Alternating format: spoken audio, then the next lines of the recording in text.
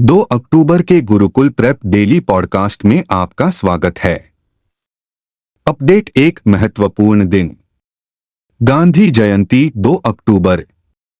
2 अक्टूबर को राष्ट्रपिता महात्मा गांधी की जयंती के रूप में गांधी जयंती मनाई जाती है। इस दिन हम गांधी के अहिंसा और सत्य को बनाए रखने के संदेश को याद करते हैं। महात्मा गांधी का जन्म 2 अक्टूबर 1869 को गुजरात के पोरबंदर में हुआ था।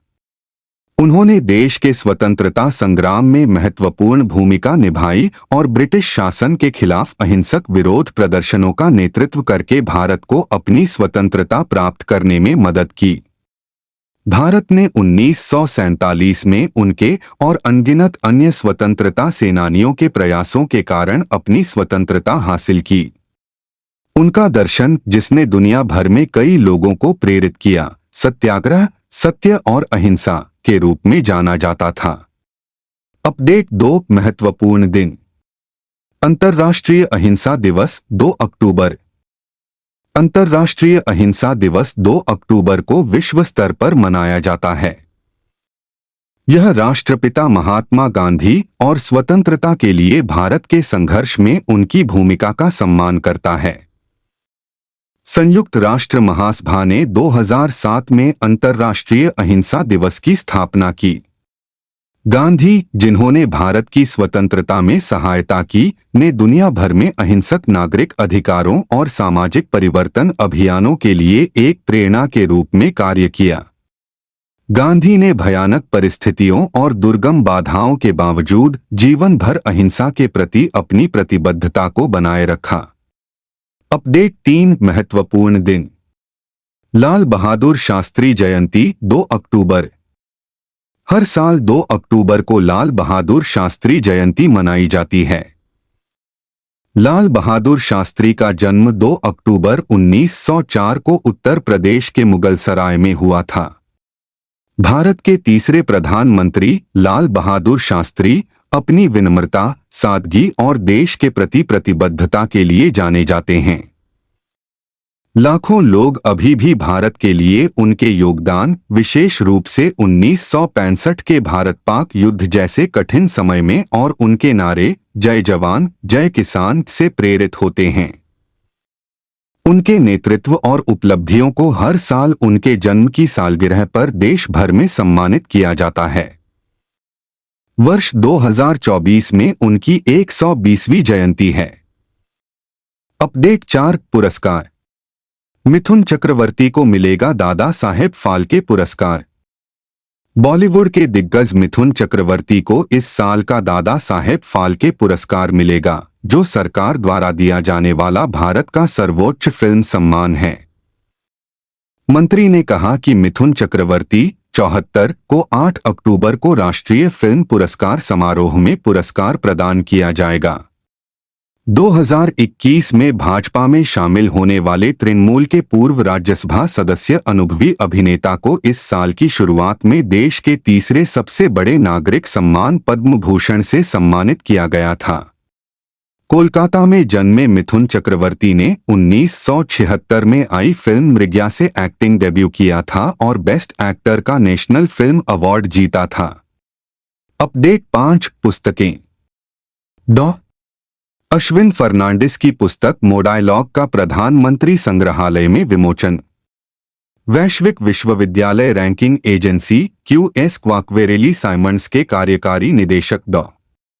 अश्विन फर्नांडिस द्वारा लिखित बहुप्रतीक्षित पुस्तक मोडायलॉग कन्वर्सेशन फॉर ए विकसित भारत का आधिकारिक रूप से प्रधानमंत्री संग्रहालय में आधिकारिक रूप से विमोचन किया गया, जिसमें पूर्व केंद्रीय कैबिनेट मंत्री और सुश्री जेसिका टर्नर, QS क्वाकवेरेली साइमंड्स की CEO, भाजपा के राष्ट्रीय प्रवक्ता और राज्यसभा सदस्य डॉ.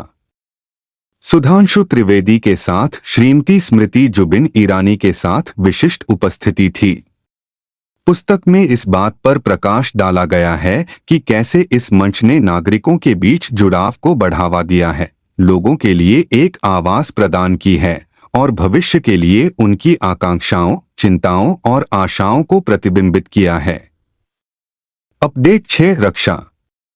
उत्तराखंड में शुरू हुआ काजिंद 2024 अभ्यास। भारत जाकिस्तान संयुक्त सैन्य अभ्यास काजिंद 2024 का 8वां संस्करण सूर्या विदेशी प्रशिक्षण नोड उत्तराखंड के औली में शुरू हुआ। यह अभ्यास 30 सितंबर से 13 अक्टूबर 2024 तक आयोजित किया जाना है।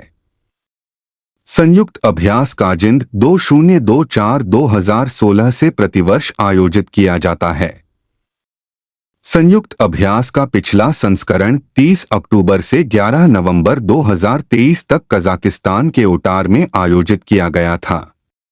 भारतीय सशस्त्र बलों, जिसमें 120 कर्मी शामिल हैं, का प्रतिनिधित्व भारतीय सेना की कुमाऊं रेजिमेंट की एक बटालियन द्वारा अन्य हथियारों और सेवाओं के साथ साथ भारतीय वायु सेना के कर्मियों द्वारा किया जा रहा है। अपडेट 7 विविध इब्बी ने अपना 8वां वार्षिक दिवस मनाया। भारतीय दिवाला और शोधन अक्षमता बोर्ड इब्बी ने 1 अक्टूबर 2024 को अपना 8वां वार्षिक दिवस मनाया है। इस अवसर को चिह्नित करने के लिए मुख्य कार्यक्रम नई दिल्ली में आयोजित किया गया था। मुख्य न्यायाधीश सेवानिवृत्त Shri Ramalingam Sudhakar national company law tribunal के अध्यक्ष मुख्य अतिथि थे और उन्होंने मुख्य भाषण दिया। पिछले 8 वर्षों में इब्बी ने दिवालिया मामलों के समाधान में काफी तेजी लाई है, निवेशक और हितधारकों का विश्वास बढ़ाया है और व्यापार विकास के लिए अधिक अनुकूल वातावरण को बढ़ावा दिया है। अपडेट 8 निधन। Beverly Hills Cop star John Ashton का 76 साल की उम्र में निधन। बेवरली हिल्स कॉप फिल्म श्रृंखला में डिटेक्टिव सार्जेंट जॉन टैगगार्ट के रूप में अपनी भूमिका के लिए प्रसिद्ध अभिनेता जॉन एश्टन का 76 वर्ष की आयु में निधन हो गया है। द हॉलीवुड रिपोर्टर के अनुसार उनके प्रबंधक एलन सोमर्स ने पुष्टि की कि कैंसर से एक संक्षिप्त लड़ाई के बाद एश्टन का निधन हो गया।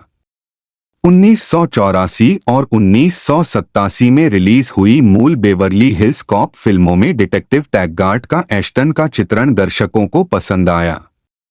उल्लेखनीय कार्यों में an eye for an eye 1973, so evil my sister 1974, cat Murkil and the silks 1976, borderline 1979 और होंकी टोंक फ्रीवे 1981 शामिल हैं। अपडेट 9 खेल। All rounder Ravindra Jadeja Test cricket इतिहास के एलीट क्लब में शामिल हो गए हैं। दुनिया के number 1 Test all rounder Ravindra Jadeja पूर्व भारतीय कप्तान कपिल देव और दिग्गज स्पिनर रविचंद्रन अश्विन के साथ टेस्ट क्रिकेट में 3000 रन बनाने और 300 विकेट लेने वाले तीसरे भारतीय क्रिकेटर बन गए हैं। 35 वर्षीय जडेजा ने कानपुर के ग्रीन पार्क में भारत और बांग्लादेश के बीच चल रहे दूसरे टेस्ट की पहली पारी में खालिद अहमद को आउट करके उपलब्धि हासिल की। खालिद पहली पारी में आउट होने वाले आखिरी बांग्लादेशी बल्लेबाज थे। उन्हें जडेजा ने कैच आउट कर बोल्ड किया। कपिल टेस्ट में 3000 रन और 300 विकेट का डबल करने वाले पहले भारतीय क्रिकेटर थे और अश्विन दिसंबर 2022 में एलीट सूची में शामिल हो चुके हैं। अपडेट 10 शिखर सम्मेलन और सम्मेलन। भारतीय सेना ने आर्मी स्पोर्ट्स कॉन्क्लेव का आयोजन किया। केंद्रीय युवा मामले और खेल मंत्री डॉ. मनसुख मंडाविया ने देश भर में खेलों को बढ़ावा देने के लिए एक संयुक्त बहुएजेंसी प्रयास की आवश्यकता पर प्रकाश डाला है। उन्होंने यह बात नई दिल्ली में भारतीय सेना द्वारा आयोजित आर्मी स्पोर्ट्स कॉन्क्लेव के उद्घाटन समारोह को संबोधित करते हुए कही। कॉन्क्लेव में भविष्य के ओलंपिक पर ध्यान देने के साथ भारत की खेल क्षमता का दोहन करने के लिए रणनीतियों का गहन पता लगाया गया। इसने उत्कृष्टता प्राप्त करने के लिए तकनीकी मानकों को ऊंचा करने की आवश्यकता पर जोर दिया। कॉन्क्लेव ने भारत की वैश्विक खेल आकांक्षाओं को बढ़ाने के लिए युवा मामले और खेल मंत्रालय, भारतीय सेना, भारतीय खेल प्राधिकरण, भारतीय खेल महासंघ और अन्य प्रमुख हितधारकों के साथ सहयोगी रणनीति तैयार करने के महत्व पर भी जोर दिया।